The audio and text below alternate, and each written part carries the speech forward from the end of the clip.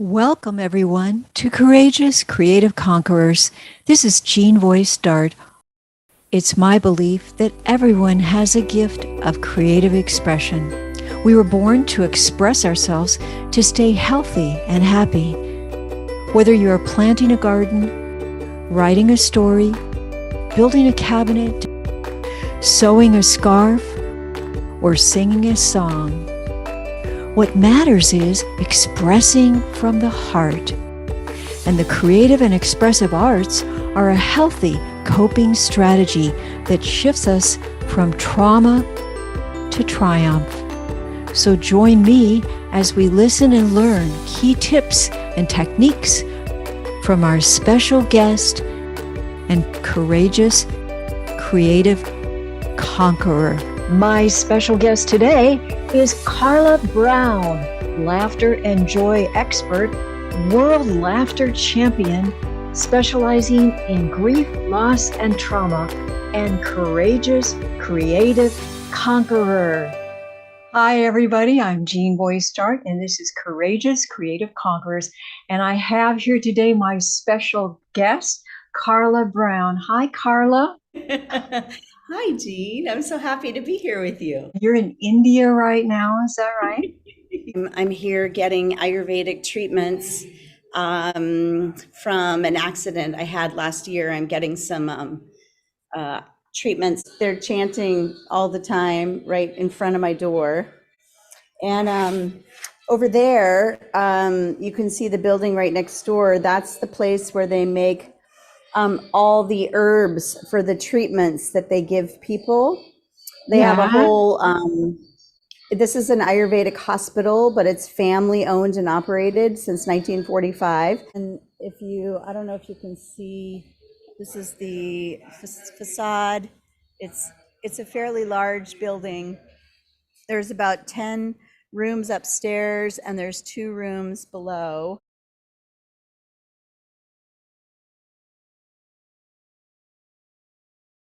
You are a laughter and joy expert, world laughter champion 2023. I want to hear a lot more about that. And you're specializing in grief, loss, and trauma. You're going to tell us about that today. Yeah. And what that has to do with creativity and being a courageous creative conqueror.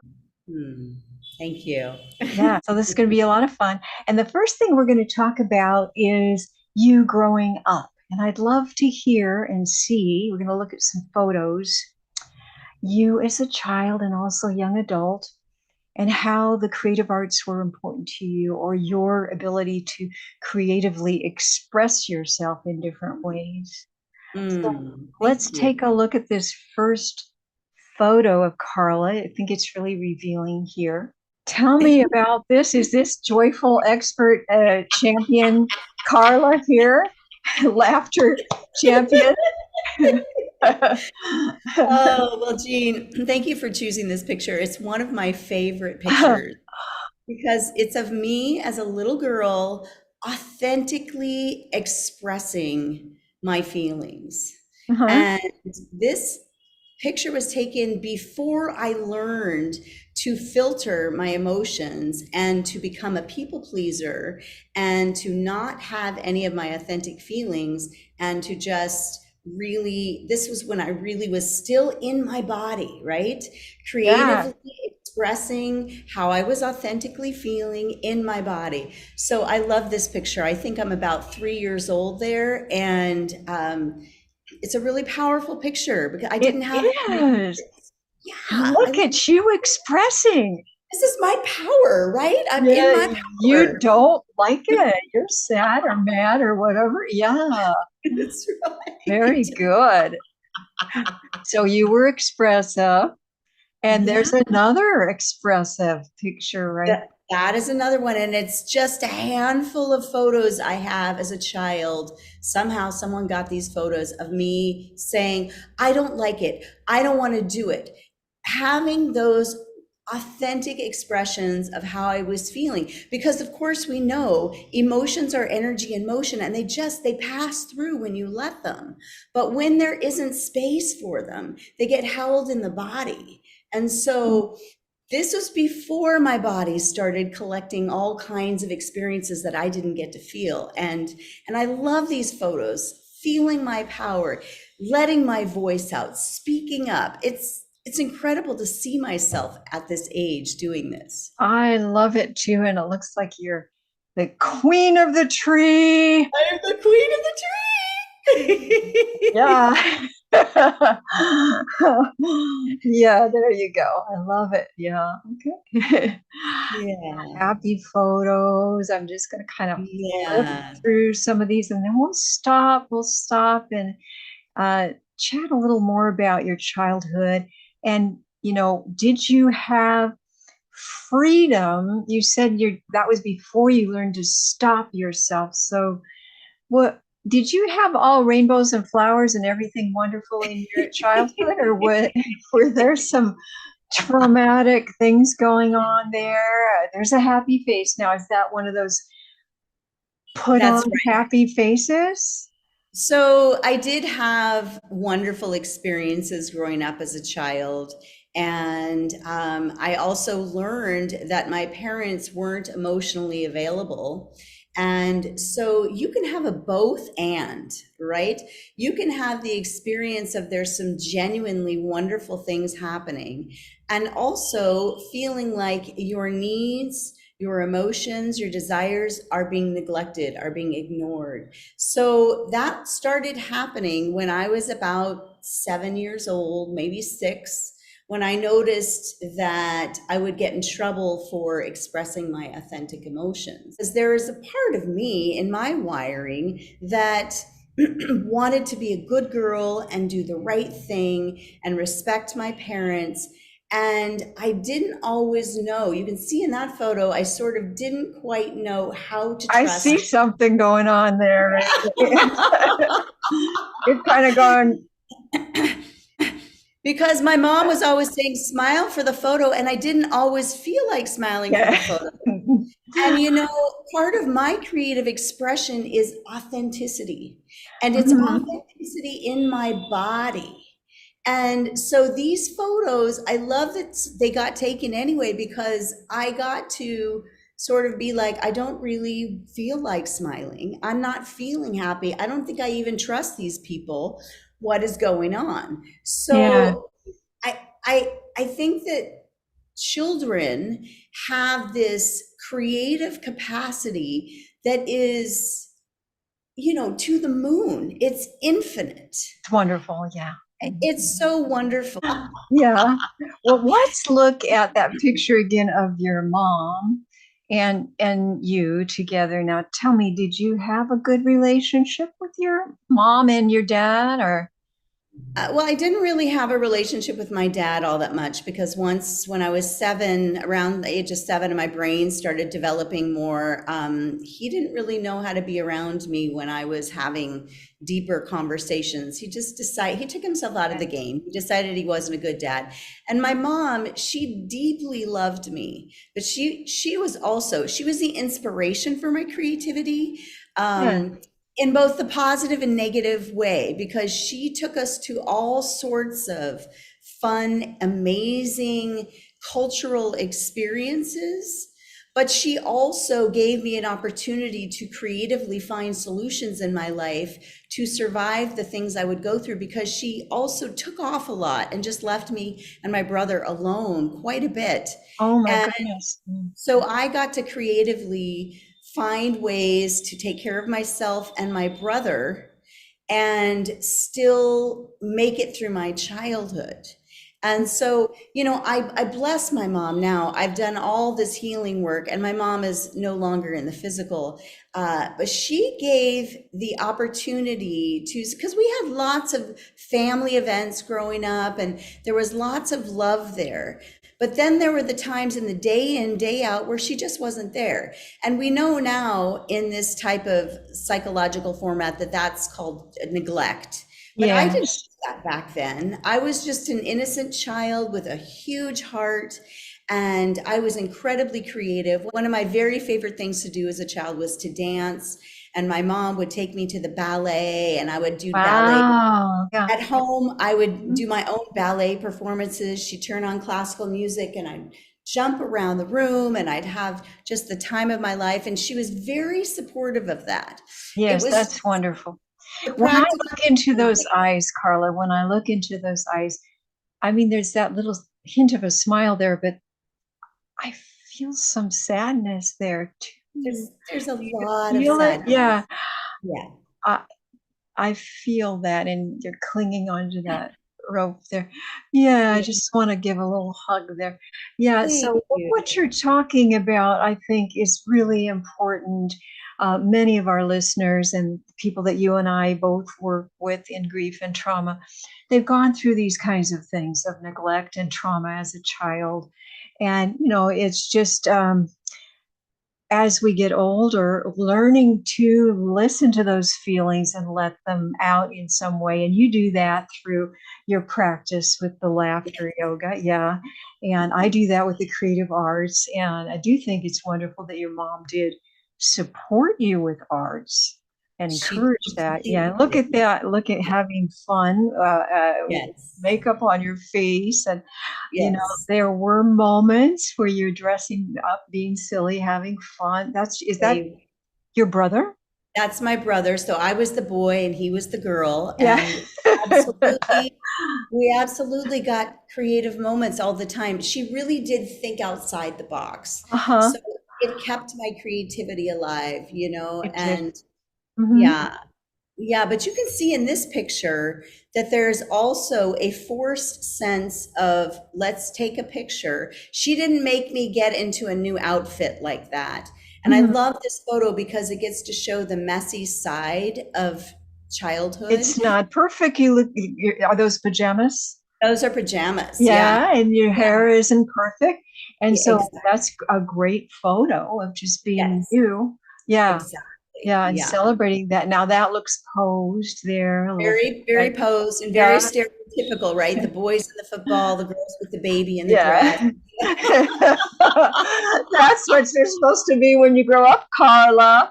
That's the way it's supposed to be. And by Yeah. now you can see that I've sort of taken on, like, oh, you want to take a picture of me? I'm not really, And boy, she took a lot of pictures here. My mom loved to take pictures. My mom loved to take pictures, indeed. Yes, there's the happy family there. Yeah, Yeah, everybody's yeah, smiling there. Yeah. yeah. Now there's your mom.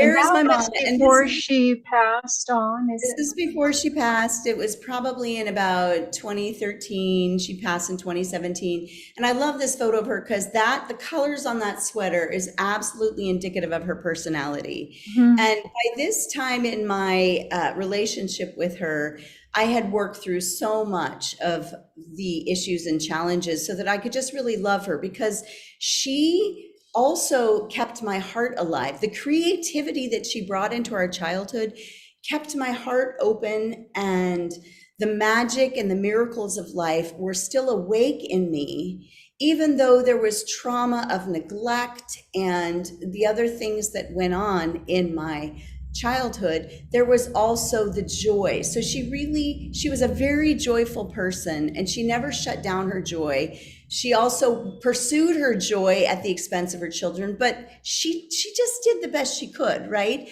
And She as did. an Mhm. adult, we have those choices between, being in our child self and being in our adult self, where we take care of ourselves. We parent Yes. ourselves. So yes, I love my mom, and I'm so grateful for that childhood. And, it was both and they were both there. Yeah, we'll go back here. Yeah, and he said we have a choice, and we also have a choice to just either stay stuck in the victim thing and remembering the traumas that we went through and pointing fingers at people, or moving on and taking responsibility and finding the joy and laughter in every day and in every moment, and not being stuck and saying, well, I can't do that because this and because I was raised this way, and being stuck. Yes, Yeah, yes. so we have the freedom to do that. And here's just a few more pictures to close with. And this is your brother, is that right? Yeah, my brother. Yeah. We're the two that are left now of our family, of our Mhm. immediate family. And I'll say that for both of us, laughter, he does a lot of stand-up comedy, and Oh, laughter is our creative expression. hmm And if we didn't have the childhood that we had, we creatively found ways to access joy and laughter. If we didn't have that, who knows? yeah. Maybe you just don't know. So I don't think it's even worth it to question, like, why did that happen? We don't know why things happen to us. We We can could be talk about that forever, couldn't we? I mean, and a lot of therapists do. Let's dig in deeper now. I mean, you could they do, keep but digging and looking why, or you can just move on and enjoy. yeah, yeah. Yeah. So you both have found that laughter and joy.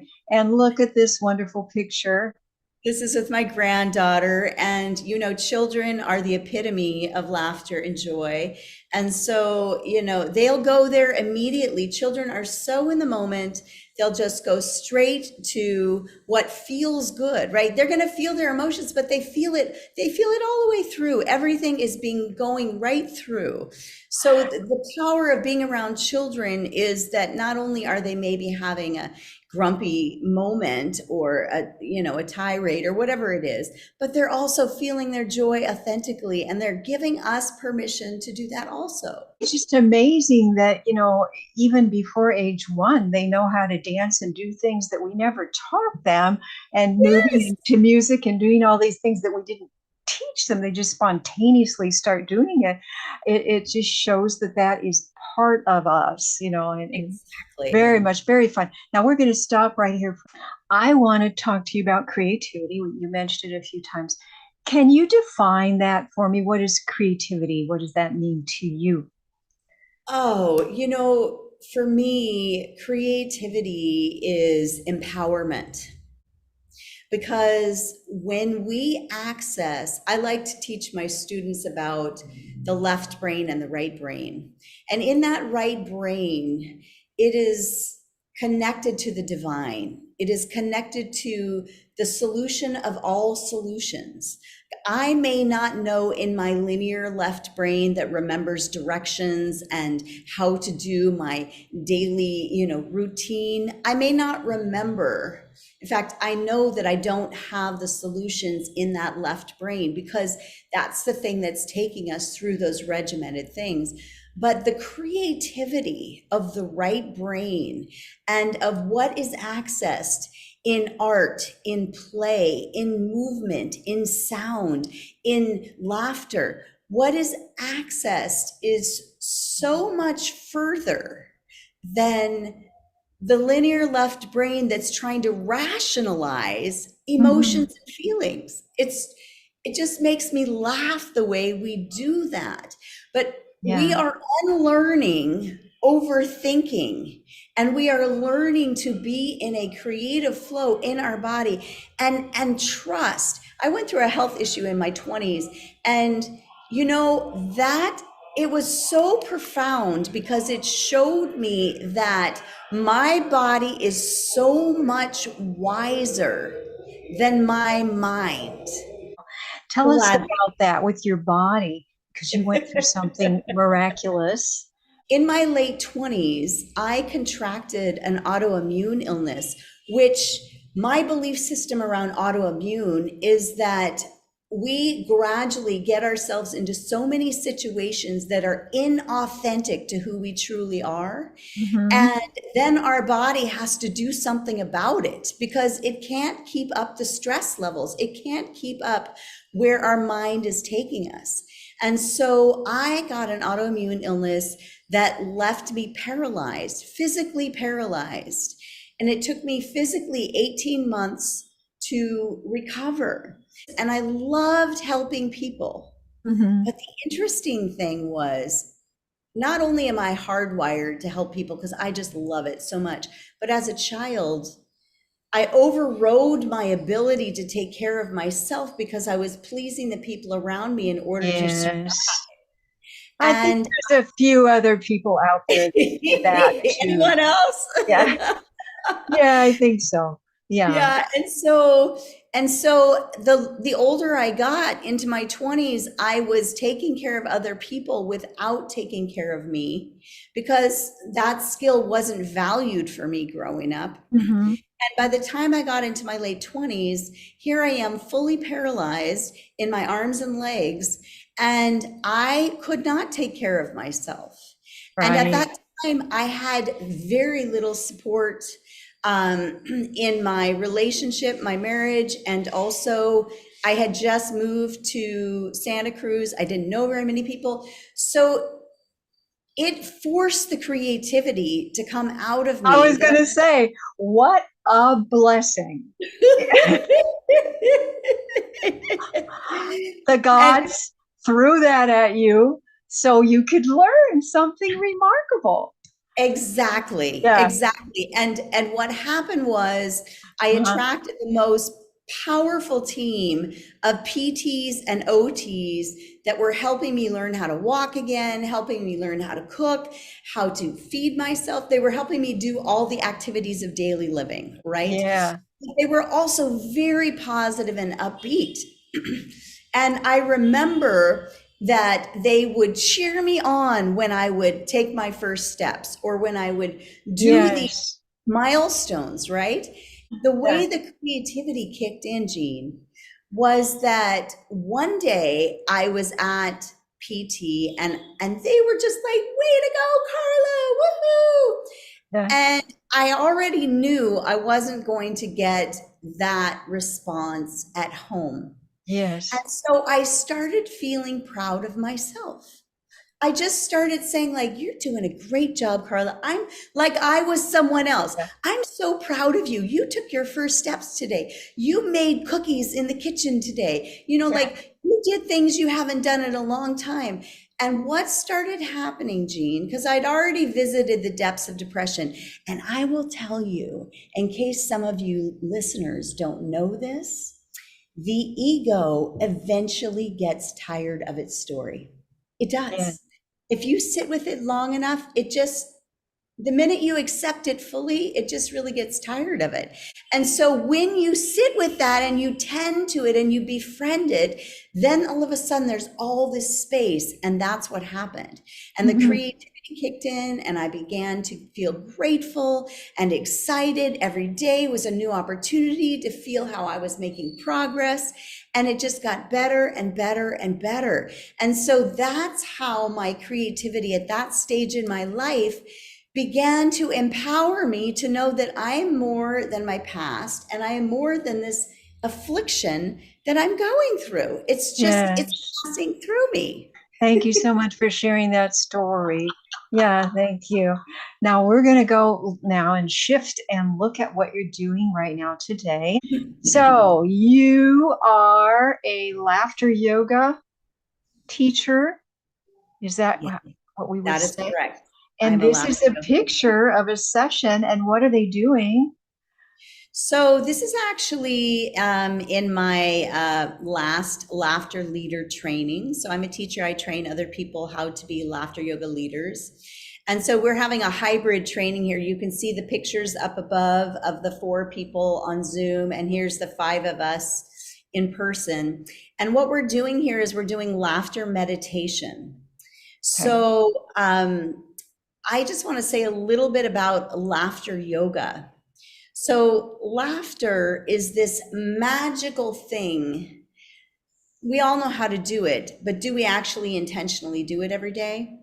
Most of us don't. I do. Yes, you Yeah. do. Right. Not everyone does, though. Yeah. And actually, laughing is like a trained response, it's like a muscle. Laughter is really an expression of joy. And when your joy gets sort of hidden or you forget that joy is even an experience you can have because our body collects those experiences, whether it's positive or negative, and it learns how to relate to the world through the filters of our past. And so here I was in my 30s, feeling depressed, feeling like I was going down. And I said, I need to laugh. I need to laugh. And I went to a laughter class online. This was way back in 2008. And it was the stupidest thing I'd ever done for 10 minutes. But my body, so my mind said, stupid. Oh my God, this is so stupid. My body had a party, because first of all, laughter is like forced breathing. So I started breathing, and the anxiety that my body was practicing every single day, it got interrupted. And so you can see by these pictures that laughter is a huge pattern interrupt. So let's take a look right now at these beautiful photographs of Carla doing what she loves as a laughter and joy expert and a yoga laughter trainer and teacher. And she's also received multiple awards and championships in the United States, and currently as the 2023 World Laughter Champion. She knows what she's talking about, and she has a special message for you about joy and laughter. Tell me about this, and why is this special to you? So this is special to me because when you get around children, children's hearts, unless we've trained them to be closed, children's hearts are naturally open, and they are naturally creative and loving. And this particular child, she is a dear friend. The family are dear friends of mine. And she had a bond with my mother because my mother came to California to visit. And my mother used to be a kindergarten teacher. And so my mother was reading her stories.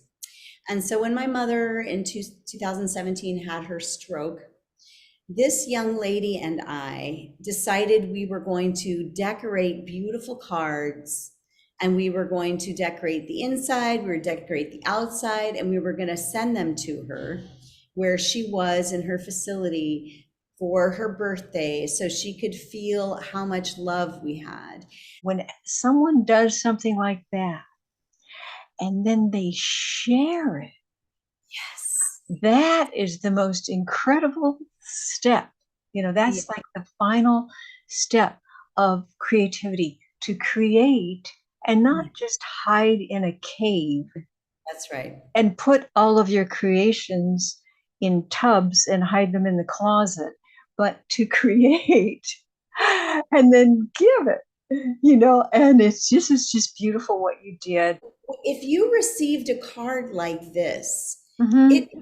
You could nourish your senses with it for days and weeks. So much love in those cards, so much time. This has been so much fun. I'm just so glad to have had you here. And I feel such a kinship, as I always do with you, Carla. You're a dear and special friend. Can you give some words of encouragement for creative flow and honoring your dreams and honoring your passion? Encouragement for others out there. Absolutely. So I want you to know that only you can be you. And if you are getting a creative nudge, an urge to do something, that is your body wisdom telling you that this thing is your next step. Because creativity isn't like an end point. It is an adventure, a journey. It can get us from point A to point B, but it also enriches our lives. And so if there is something that you exclusively are here to share from your heart, your divine blueprint of your signature and what that looks like, then only you can share it. So you can trust that wisdom in you. It knows what it's doing. Yes, that's so true. More will be revealed, and just take that step and trust yourself and do what you love. So, and you're doing that right now as a world changer out there, and we just are so grateful to have you out there doing what you do, Carla. Thank you so much. And thank you, everybody, for tuning in and supporting the creative arts. And we'll see you next time. Bye-bye. Bye-bye. Bye.